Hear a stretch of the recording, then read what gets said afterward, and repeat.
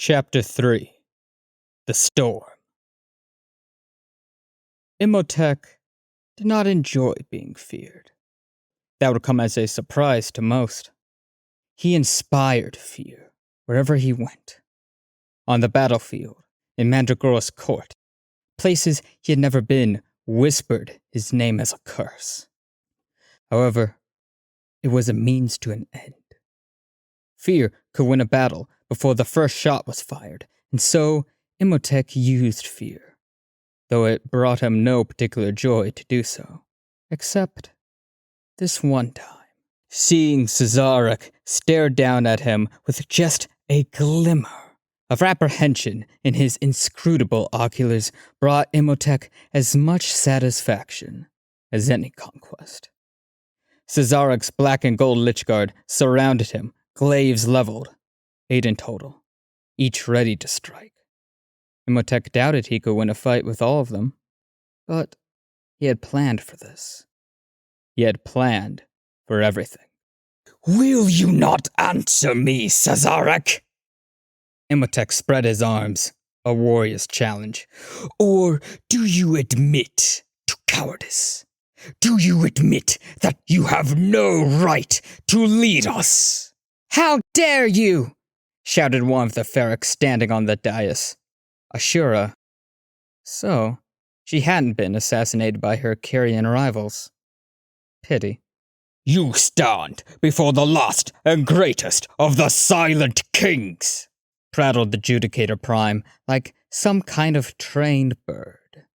Ha! To say he is the greatest is an insult to his forebearers, Imhotep said. Cesarik abandoned his throne when he abandoned us.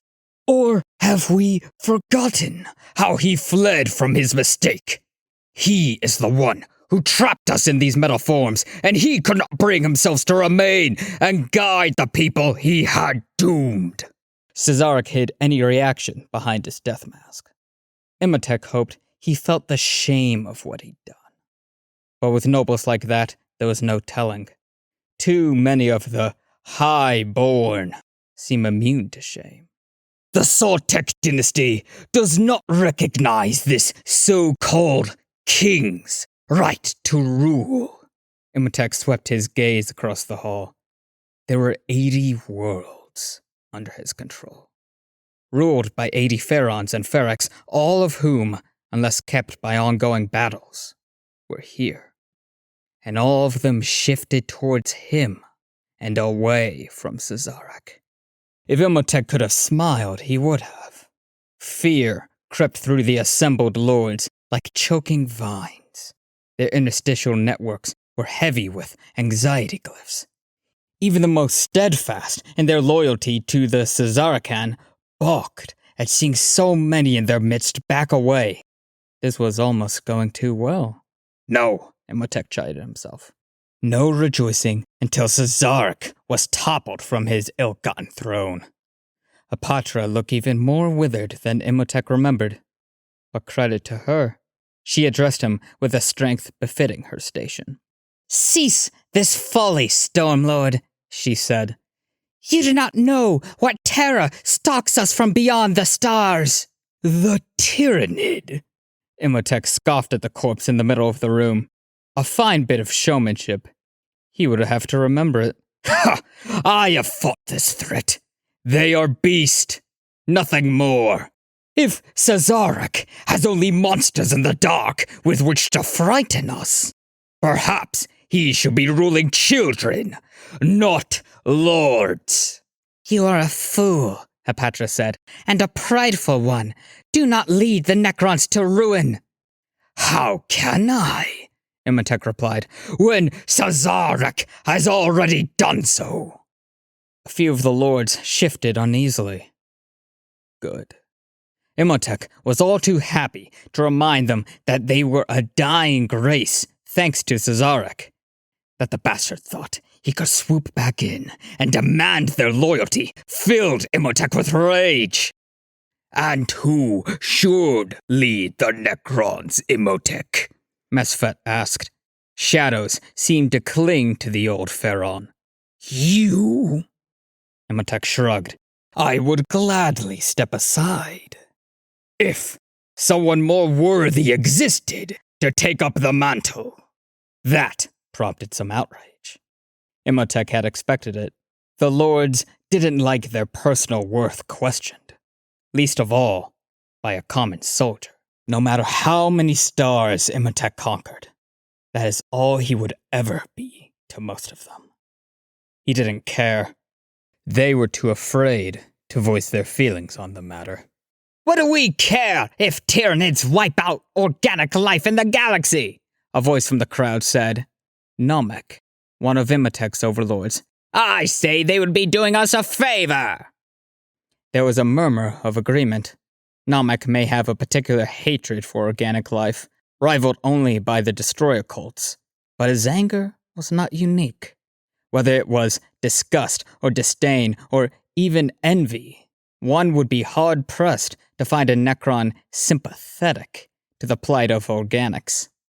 How can you think to allow these creatures to pillage what is ours? Demanded Hapatra. The Tyranids devour everything, down to the smallest bacteria. You truly think we have no use for any of this? Before anyone could answer, the tapping of footfalls sounded from behind the dais. A towering shape emerged, stalking across the blackstone floor on 4 limbs. 4 arms were folded in front of an enormous chest. Its face was long, extending to an almost blade-like chin. His single ocular flared with some emotion Imhotep could not read. He stifled a curse. Zaraz, Imhotep said. Illuminor Zaraz, my boy. Goodness, the army did not teach you manners, did it? Angry heat spread through Imhotep's core. The cryptek moved into the circle centered around the dead hive tyrant. His necrodermis hissed and steamed as he stepped into the acidic blood. Rather than retreat, he bent down and touched the pool, lifting the caustic liquid up to his ocular for inspection. I'm afraid I cannot let this argument pass without tossing in my opinion. When it comes to organics, I consider myself an expert. An expert was one way of putting it. A butcher was another. Imhotep could not understand Zaraz's obsession with unlocking the secrets of life, much less why he pursued methods that were so messy. Had Cesaric truly sought alliance with this thing? While it is true that some of you might appreciate a little pest control, Zaraz said, this would be short-sighted. Because life is a resource, potentially the greatest resource we have. Every molecule lost to the Tyranids is a tragedy to our people. Ha! You spout madness, Numek said. Zaraz pinned the Overlord beneath his monocular. Madness, you say? Perhaps. If you consider the full reversal of our curse to be mad. The crowd let loose a roar that descended into a fit of shouting. Imhotep stood, stunned for a second. Zaraz was insane. Surely he couldn't. That is correct, my lords, the cryptic shouted over the din. An end to biotransference, that which I so shamefully orchestrated, can be undone. But only if these Tyranids are defeated before they steal the life I need. Imhotep could feel the tides shifting. As quickly as he started to gain the crowd, he was losing them to the mummery of the most monstrous member of their race. That Cesaric was happy to throw in with him only further proved that he was unworthy to rule. The distance to the throne was long, but not insurmountable. If he broke through the line of Lichguard, stole one of their weapons, then plunged it into Cesaric's chest, the king would reanimate, but it would take time. And in that time, Imhotep could take control of the court and push him out. Brutal, but quick. It would avoid an all-out battle, which Imhotep vastly preferred. Because on one point, he and Cesaric were in agreement. A civil war would be disastrous. Every Necron lost was a drop of sand gone from their race's hourglass. There would never be another member of their race created nor born. If one dead king could spare 1,000,000 of their kind, Imhotep's course of action was clear. He had done it before. He let flux flood his limbs, then slowed his chronosense to run simulations on the ideal route to the throne. Thousands of options tested, weighed, and discarded in a fraction of a second. Possible futures spread before him in a network like tree roots. Most ended in oblivion. A few ended in stalemate. One ended in victory. Just as Imhotep braced himself for his charge, someone began to laugh? It was a booming chuckle, out of place in its mirth. Who in the world could possibly be laughing at a time like this? As if in answer, the crowd on the left of the hall parted to reveal a broad-shouldered Necron clutching his stomach, though he had no diaphragm to strain. His necrodermis was polished brass, and he looked as if he had retained a brawler's build from his time as a Necrontyr. He was distinct, though. It took a moment for Imhotep to place him. Zoltanek, crown prince of the Ogdebek dynasty. A minor fringe world power, though their advanced backup systems had spared them many casualties during the Great Sleep. That nearly all their dynasty had awakened intact was enough to gain them some influence in this new world. Friends, Zoltanek called, voice as merry as his laugh. This is a conundrum, no? The king calls for unity. The general stands apart. How do they plan to resolve this? A trading of wits? Of blows? This one certainly cannot tell. Imhotep ground his heel into the ground. He had forgotten the ridiculous syntax of these backwater dynasties. What do you say, silent king? Zoltanek asked. Or not say, but you know.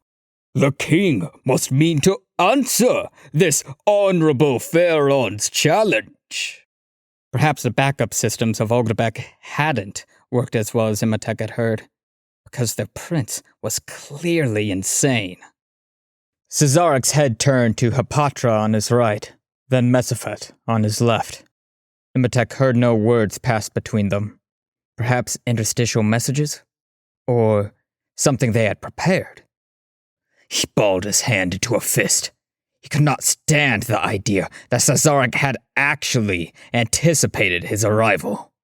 Logic chains started pressing against his consciousness, reverse engineering possibilities, and trying to predict the Silent King's next action. He shook his head.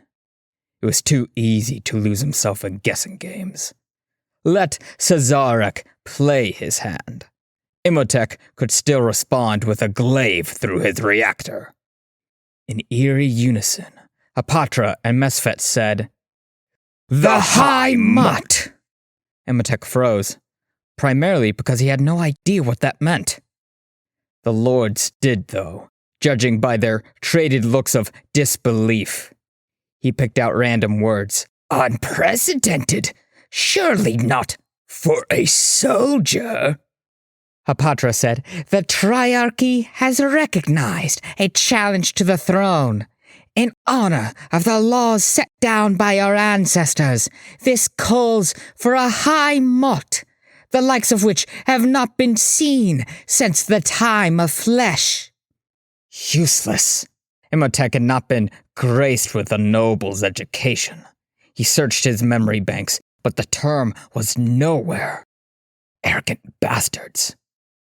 A high mot, you say? Zoltanek scratched his skull. Does the Ogdebek know of this ritual? It does not. Will the Triarchy clarify its decree for all assembled? I can provide an answer, Your Highness. As this is a matter of history, I would be honored if the Triarchy would allow me. Imhotep grimaced as Traz in the Infinite stepped forward, links of his cloak clinking together beneath his armored hood. The archivist always seemed to herald trouble. And what in the world was Imhotep's diviner doing standing next to him? The silent king nodded, which Trazyn took as a sign to continue. While records of the Necrontyr are in short supply, I have made it my duty to collect and preserve this knowledge for moments such as these. Our collective memory is what unites us, even as faction and dynasty threaten to tear us apart. To be a Necron is more than to be a being of living metal. It is to be a part of our legacy. Imhotep was halfway tripping out the archivist's vocal actuators just to speed things along. Luckily, the Triarch Praetorian behind the old thief twisted her hand and shot Trazyn a glyph that could not be read in any other way besides, "Hurry up!" Trazyn cleared his throat, which was mechanical and did not need to be cleared. A high mot is, in essence, an election. The title of the Silent King was hereditary by tradition, but in the legal sense it has always been an elected position. Such was the compromise that allowed the Triarchy to form in the first place, despite the ever-fractious and warring dynasties. In theory, any dynasty could become the rulers of the Necrontyr if they challenged the current Silent King in a high mot. Thus, there was incentive to support the system. Now, Trazyn continued, there are rules. The challenger must be of a Pharaon's rank. They must have at least 10 supporters, and the challenge must be acknowledged by at least 2/3 of the Triarchy, which, in practice, primarily made a high mot, a way for the left and right hands to overthrow or control the silent— All right, Phileas! Where was I? Trazyn scratched his chin. Anyway, once the challenge is acknowledged, there will be a period of deliberation, after which all Necrontyr of Overlord rank will be permitted to vote. The votes are cast anonymously, by colored stones or tiles placed in a jar. The votes are tallied publicly, and the winner of the majority becomes the Silent King. Simple. Not as simple as a glaive. Oh, and one more thing, Trazyn added, meeting Imhotep's stare. During the deliberation period, no candidate is permitted to harm any other by direct action or by inaction. So, do bear that in mind. The Overlord of Solemnes speaks true. The Triarchy declares that the time of deliberation shall be 10 years. We shall reconvene in this place at the precise hour, and this foolish dispute will be settled. Here, said Numek, this is hardly a neutral location. Trazyn shook his head. A neutral location is not a requirement. I notice it is also not a requirement that candidates refrain from harming each other's supporters. What of that? Well, if the candidates resort to such methods, this will be a very inefficient way of preventing a civil war, now won't it? Trazyn said, which does rather defeat the point of the whole thing. Enough!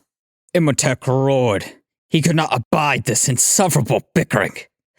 This is how you intend to cling to power a little longer, Sazarek. Fine, then. If you wish me to beat you at your own game, I shall. 10 years. This spot. Let it be done. He spun towards the door as the Lich Guard parted, and behind him, Apatra declared the mot official. This completely changed his calculations. Diplomacy wasn't his preferred method, but he would do what he must to wrest the throne away from that coward. Imhotep wished he could believe the other lords would see sense on their own.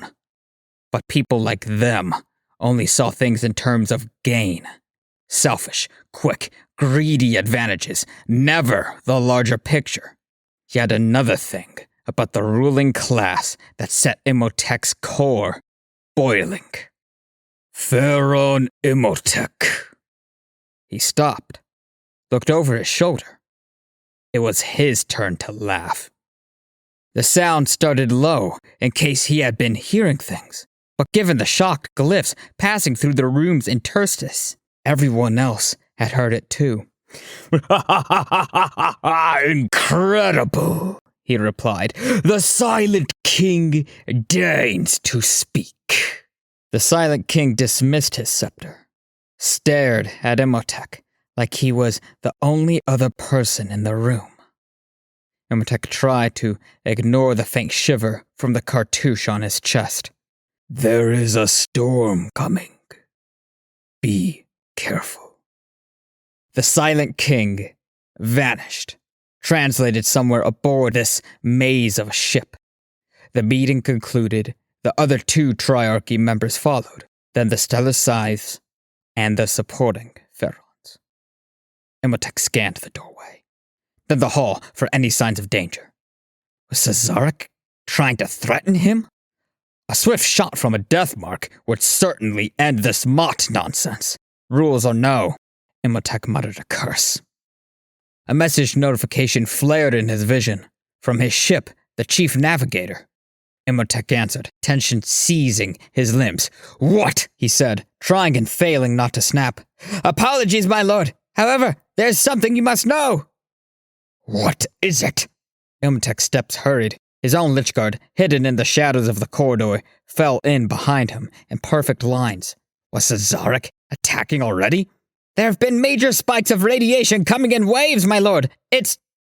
The signal cut out? Navigation, he called. Navigation, report! Lord, a radiation storm closing in. Trap us here if we don't hurry. Imhotep stopped so abruptly, his Lichguard nearly crashed into his back. A storm. A goddamned radiation storm. Imhotep opened a channel to all the Sautek lords present. He didn't bother to secure it. There wasn't time. Get off the ship! Return to Sautek space! Now!